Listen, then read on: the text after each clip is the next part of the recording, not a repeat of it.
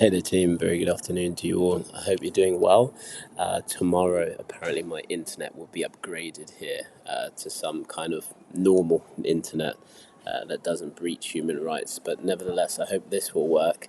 I'm tethering on my iPhone, so hopefully it's good enough. At least we can have the thought process ironed out. So on the weekly time frame, of course, we are looking at long positions. Look at the top right hand chart based on that weekly order block. We've been going over that throughout the week, and we are seeing daily candles close bullish out of that area. However, today we have closed perfectly into a bearish daily order block that ordinarily I wouldn't be too excited about as a result of it kind of being in the middle of nowhere. However, we've got a very high confluence there by way of daily 50 MA. We can see the performance of that daily 50 MA. So of course, once now we're looking to retest it. Yesterday we retested it and we rejected it towards the upside. So therefore, of course, today potentially looking at much of the same.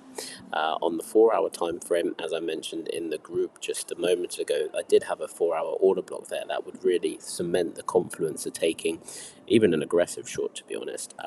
I'll be fair. News wouldn't always stop me from taking a position, but it would definitely stop me from taking a higher time frame directional trade or having that bias on side. I really would have wanted a 4-hour order block to look to then refine the area down and then be quite aggressive, particularly as this 15-minute order block was refined within that area. As a result of then seeing that this 4-hour order block had broken and closed above, I'm then left with two potential points of interest on the chart. Therefore, I cannot be aggressive on both. Therefore, my reasoning for looking to short AU at the moment is really for an Asia range.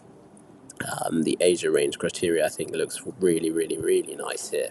And let's draw that out as we always do. So we're making higher highs, higher lows, higher highs, expecting a higher low for a higher high continuation, and you guys see it. Frank drew it out beautifully as well. We've had that break of structure. You can't see any fairer than that. We've then come back into the order block that's caused that break of structure. I'm now waiting for a 1-minute break of structure. Clean 1-minute break of structure. Already can see my 1-minute order block just here refined on the 1-minute time frame, and as soon as price breaks that structure point on the 1-minute time frame, comes back up into that 1-minute order block, then I'm going to look to short to fill Asia lows. So hopefully with that 1-minute order block, I've already tested out, but I'll show you guys. You're going to have to trust your order block selection, but look at your range on that. It's absolutely beautiful.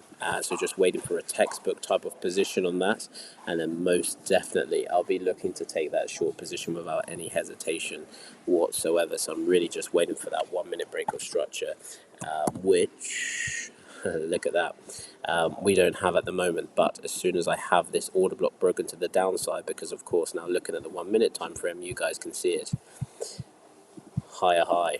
I mean that this is a higher low area for a potential higher high. So as soon as we then get that break, pull back up into the area that caused that break of structure, here is that 1-minute order block.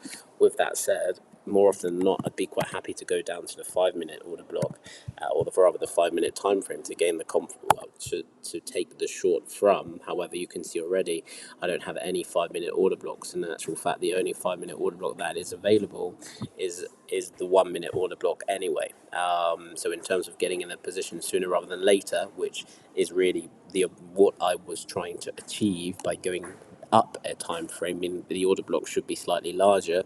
It is larger, however the lows of the order block is exactly the same, so it wouldn't make any difference to take this 5-minute order block or take the one. But the good thing, what I do like about it, is that it is right up at the highs, which gives us a nice range down to the lows on the 15-minute time frame there, by way of Asia range.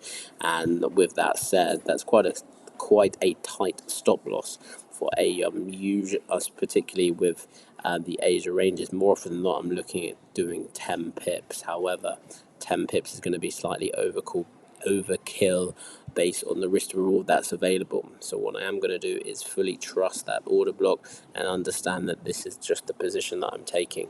I'm not able to cover this order block. The trade then would no longer make sense. Therefore, that's probably what I'm going to have to do. Give it a 7 pip stop loss, and I'll be looking to fill Asia lows as soon as I get that 3%. If it materializes, then I will definitely be out of the market. The reason behind that is because it isn't a higher time frame directional position at this stage, because we haven't actually refined that daily time frame down to the 4 hour.